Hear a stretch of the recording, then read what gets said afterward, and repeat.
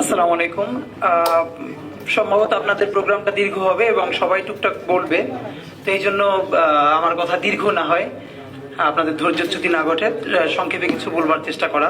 আসলে সংক্ষেপ বলেও তো আর আমরা সবাই যত বড় বক্তৃতা দিই আগে তো বলি সংক্ষিপ্ত, তো মানে সত্যিকারই সংক্ষেপে যেন শেষ হয়, আমি আল্লাহর কাছে সাহায্য চাচ্ছি। তো প্রথম কথা হলো যে মানে যেটা সব থেকে রিসেন্ট এটা বলি, আমি এই যে এখান থেকে আসছিলাম আর একটা প্রোগ্রাম করে, তো পল্টন থেকে হেঁটে আসছি, তো একটা মজার ব্যাপার ঘটেছে। তো এর মধ্যে আমার সাথে সম্ভবত জামাতের অনেকজন যাচ্ছিলেন, তো দেখা হলো, শুভকামনা জানালেন, তো বললেন যে ভাই আপনারা যেভাবে কথা বলেন এটা জারি রাখবেন। তো ওখান থেকে 30 সেকেন্ড পরই সম্ভবত বুঝতে পারলাম যে ওখানে বিএনপির একজন ছিলেন, উনি এসে বললেন যে ভাই একটা কথা, আপনারা তো হক কথা বলার চেষ্টা করেন, তো বিএনপির বিরুদ্ধে যেটা হচ্ছে এটাও কিন্তু আপনারা ঠিকঠাক মতো বললেন। আমি বলি না, আমরা তো সেটা বলবার চেষ্টা করি, বিএনপির যেটা অবদান সেটাও বলি, আবার যেটা সমস্যা সেটা তো বলবার চেষ্টা করি। এই জন্য আসলে আমরা কারোরই মেন না, এটা একটা বড় সমস্যা। মানে আমরা যেরকম করে নিঃসঙ্গ, তো এই নিঃসঙ্গর ভয় নাই আমাদের।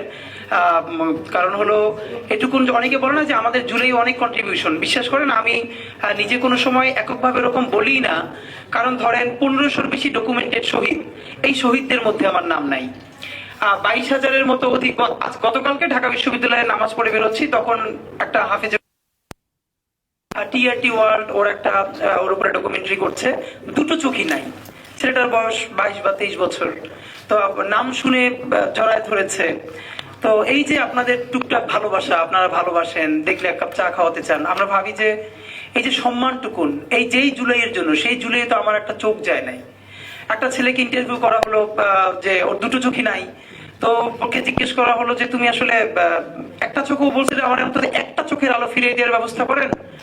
আমি আন্দোলনের অনেকদিন আগেও আমার মারে ভালো করে দেখি নাই, আমি একটা আলো যদি একটু ফিরে পাই আমি আমার মারে দেখবো আর একবার। তা আমাদের জাতিগতভাবে সামষ্টিক ব্যর্থতা কি? আমরা তো আসলে বিপ্লব করতে পারি না, একটা বিপ্লবের মধ্যে আছি আমরা যারা মনে করি যে আমাদের চূড়ান্ত একটা স্পার্ক ঘটবে, সেটা 2 বছর হোক 10 বছর পরে হোক, ঘটতে হবে। আবার গণ অভ্যুত্থান না বিপ্লব, এই একাডেমিক তর্ক যারা করে, মুশকিলটা কি দেখবেন এদের ব্যক্তিগত জীবনে কারো পরিবারে একজন জুলাইয়ের আহত যোদ্ধা নাই, যে অন্ধ হয়ে গেছে, পঙ্গু হয়ে গেছে, শহীদ পরিবার তো নাই। এখন আমাদের যেটা একটা বড় মুশকিল সেটা হলো এইখানে স্মৃতিচারণের চেয়েও গুরুত্বপূর্ণ হলো, আপনাদেরকে অনেক আগেও আমরা বারবার পুরো জাতিকে সতর্ক করবার চেষ্টা করেছি, আজকেও আবারও বলছি, সম্ভবত এই জুলাই থেকে আগামী 6 মাস হোক 1 বছর হোক, বাংলাদেশ প্রচন্ড ক্রাইসিসের মধ্য দিয়ে যাবে, প্রচন্ড। এবং এই ক্রাইসিসটা আজকে বিএনপির যে ক্রাইসিসের মধ্য দিয়ে শুরু হচ্ছে, আমরা এইটা ভাবার কারণ নাই যে এইটা থেমে গেলে ক্রাইসিসটা এখানেই থেমে যাবে। এটা বিএনপির সাথে ঘটবে, এর কিছুদিন পরে বিএনপি যখন সাইজ হয়ে যাবে মোটামুটি, সেটা ইন্ডিয়ার মাধ্যমে হোক, এজেন্সির মাধ্যমে হোক, XYZ আরো অনেকের মাধ্যমে হোক, এরপর এটা জামাতের উপরে আসবে। তো বিএনপি যে কয়দিন পারলো তো পারলো, জামাত পারবে না 3 দিনও। এরপরে চূড়ান্ত খেলাটা হবে এনসিপির সাথে, এবং এনসিপি পারবেই না। তো ফ্যাক্ট হলো আমাদের দুটো লড়াই একসাথে করতে হবে। আমরা কোনো রাজনৈতিক দলকে এককভাবে এই দেশকে বর্গা দেই নাই। তো যে কথাটা বলবো করে, যে বিএনপির যেই ভাইয়ের সাথে দেখা, উনি আমাকে বললেন যে আপনি ভাই একটা কথা ভালোই জানেন, তারেক রহমানের সাথে কিন্তু কাছে কিন্তু সবার হাজিরা দেওয়া লাগবে, এই কথাটা আমাকে বলতেছে, আমি কোট করে বলছি। এবং আমি বুঝলাম উনি বিএনপির খুবই ডেডিকেটেড একজন কর্মী।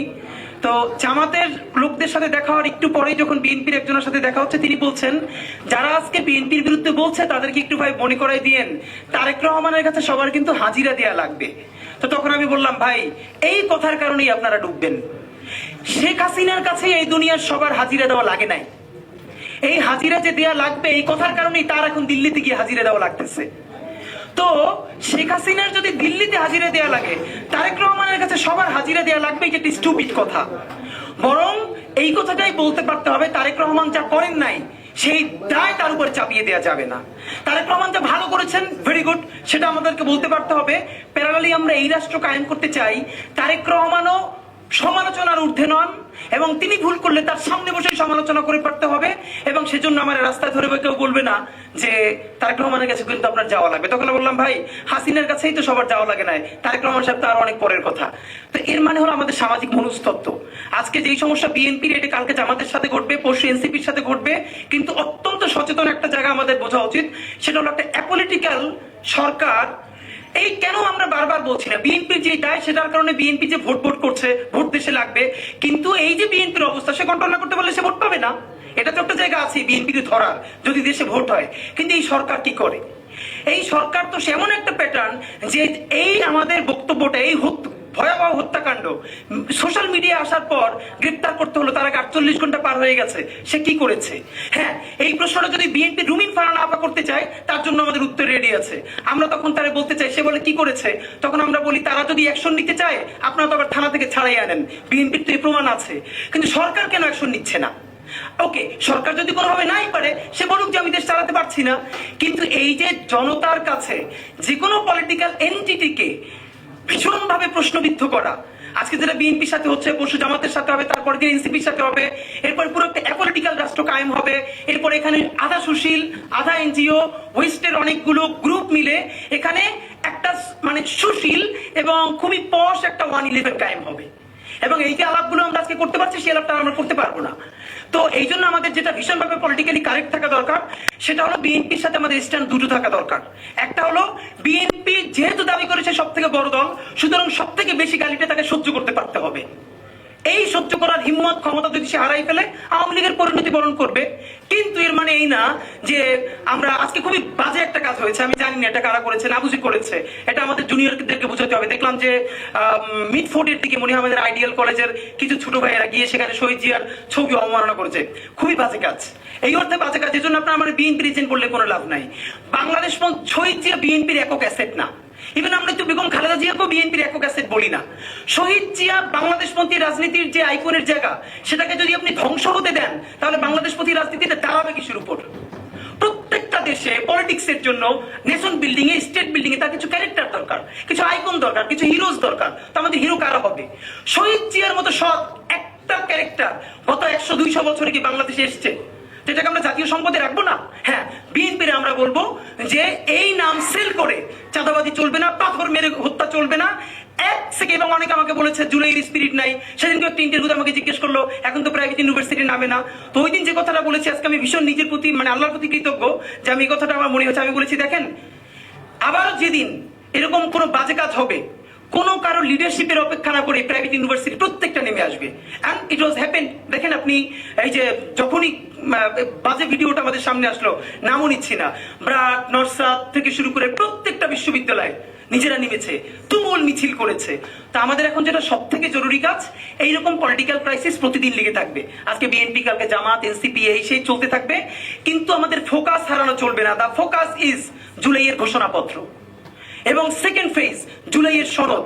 আপনাদেরকে একটা কথা মনে রাখতে হবে, আমাদের এখন অনেকগুলো শত্রুর সাথে ফাইট করতে হবে। আপনারা কি একটা কথা খেয়াল করেছেন?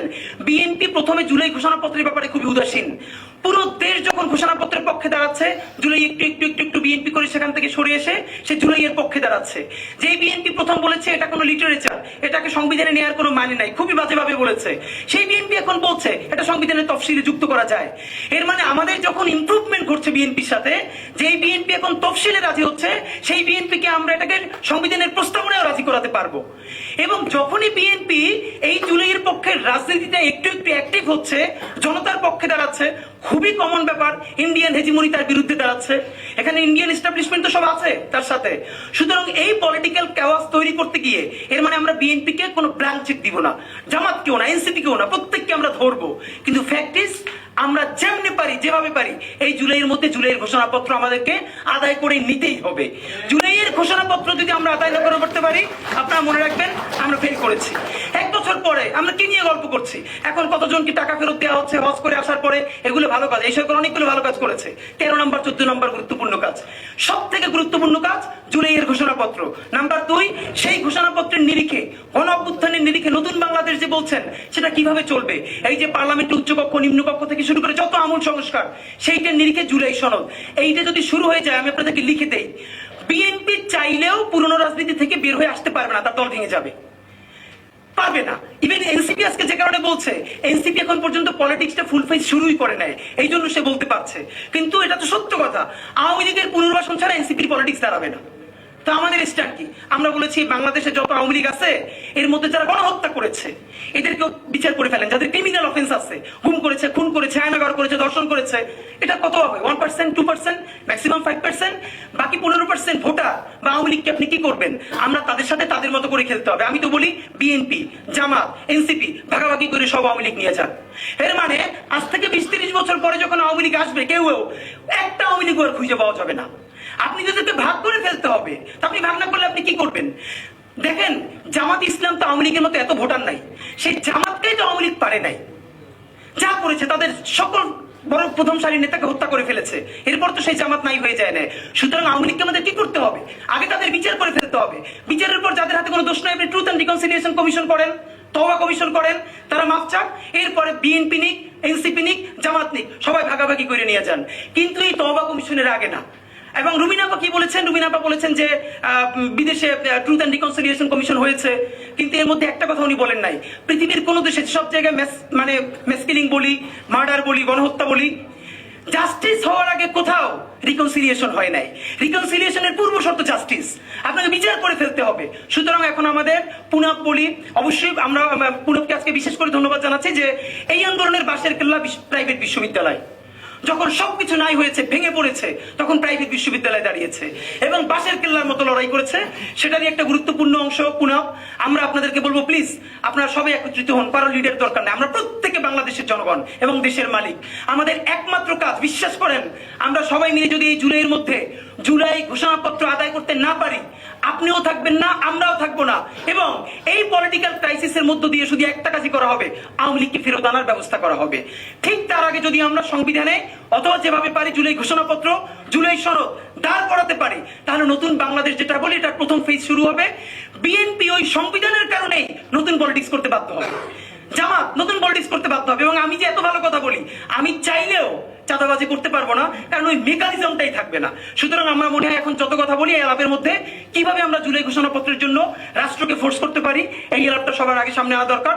পুরো বাংলাদেশকে একত্রিত হওয়ার জন্য অনুরোধ জানাচ্ছি এবং সবাইকে বলছি যে আগামীকালকে যে স্লোগান শুরু হবে, তুমি কে আমি কে, রাজাকার রাজাকার, কে বলেছে স্বৈরাচার স্বৈরাচার, এই ধাক্কায় আমরা মসনদ পর্যন্ত যেন পৌঁছে জুলাই ঘোষণাপত্র নিয়ে 36শে জুলাই উদযাপন করতে পারি।